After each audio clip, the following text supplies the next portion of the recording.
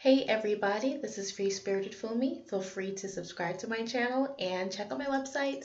You can see the link below. It's www.freespiritedfumi.com. So this video is going to be about starting your own spiritual business or metaphysical business. Businesses of that type, like coaching or healers, crystal healing, Reiki. Some do um, more magical things professionally. I'm so silly. But this is basically things to think about because I've had at least two online businesses before this one, and they were successful. And I've grown a lot, and that's kind of how I've gotten to where I am now. But anyway, this is about you. So things to consider before. I'm just going to talk about a couple things. Things to consider before starting a spiritual and metaphysical business. You must What I find is that most people have the spiritual part down, but the business part is not down. The people tend to obsess over the wrong things when they start businesses, especially people who are spiritual.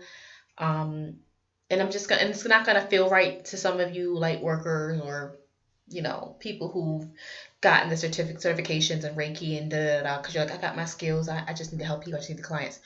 When you start a spiritual, tarot, whatever, medical, physical business, you must be well versed, more so in the business, I'm just being honest, aspect than actually the practice. Now that sounds backwards. No, I'm not saying don't be proficient, but I'm just being honest. You could be certified in 15 things and you'll never have a client a day in your life.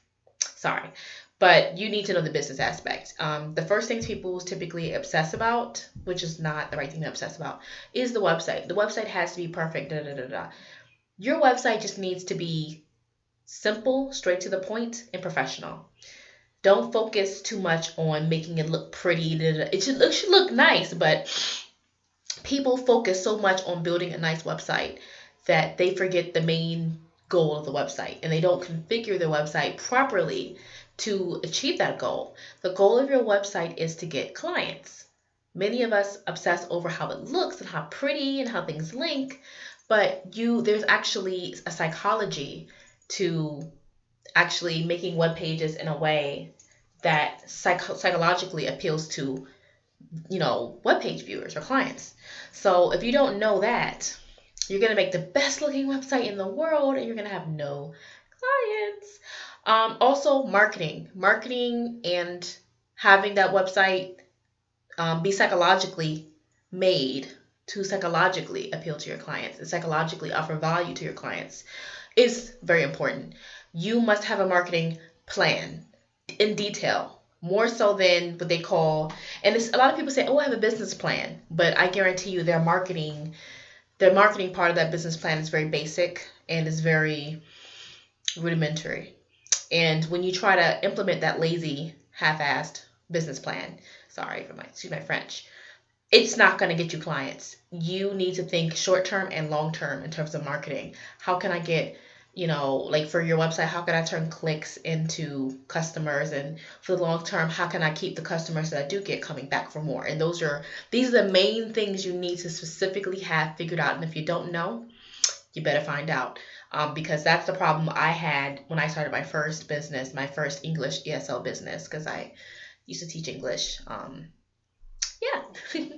So, those are the main things. Finding a mentor is very important, but I'm just going to be honest, unless you know of a mentorship program, like I do know that, I think it's called SBA or something. There's like a business, each state, I believe, has like an entrepreneurship or business, like, I don't even know what to say, department or something, and a small business administration. There we go. I think that's what it is. There's like some kind of organization that actually offers mentorship for people, I think by state. I will post a video if I find out, if I remember what it's called, because I actually did get online mentoring from that organization, and they have it on a statewide basis.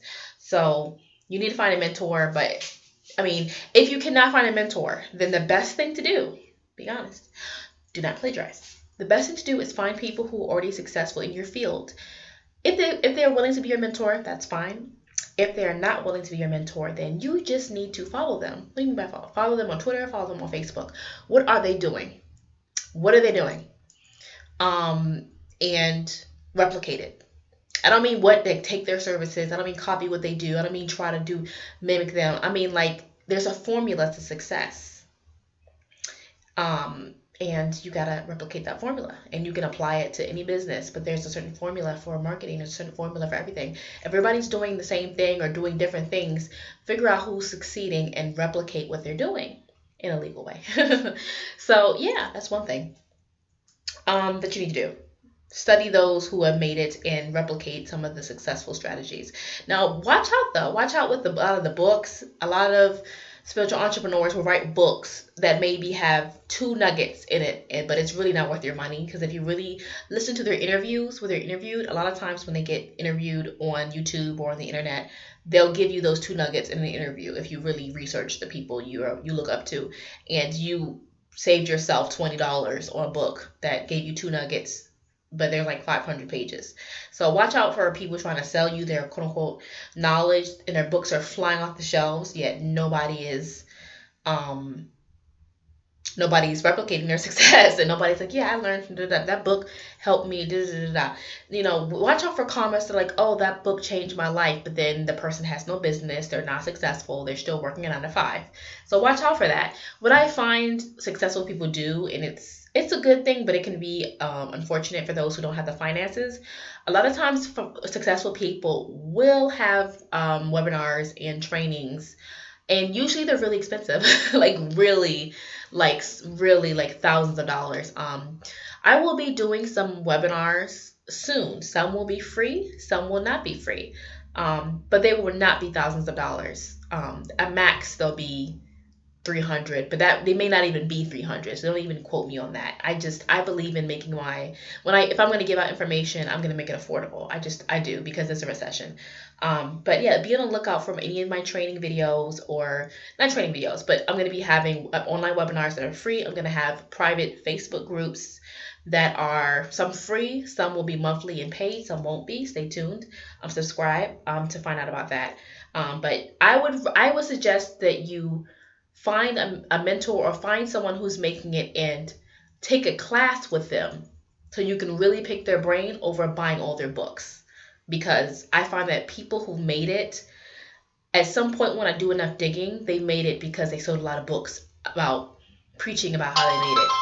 Oh my gosh. I don't know why every video on my phone's going off. But yeah, so that's one thing. So what else? I'm gonna put this on silent because it's gonna keep interrupting all of my videos. But so that's one thing.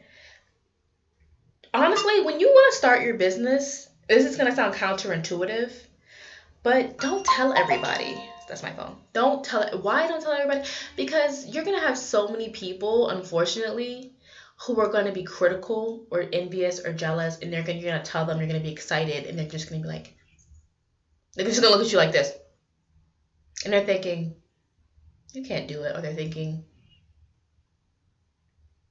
I wish I could do that. So they're gonna offer. You're gonna be so excited, and you're gonna assume people in your life are gonna support you, and they're not. Or they're gonna say they are, but then when you actually need them to patronize your business or to help in any other way that doesn't involve their money, they're gonna be too busy or something. So I would focus your energy on marketing to your clients versus not even bragging, but letting know the people around you. Because if they haven't had a history of financially or emotionally, whatever, supporting you with serious endeavors, don't expect them to be on board. When you do your business, plan for the long term. Don't start a business for, let me get a client, I want a client.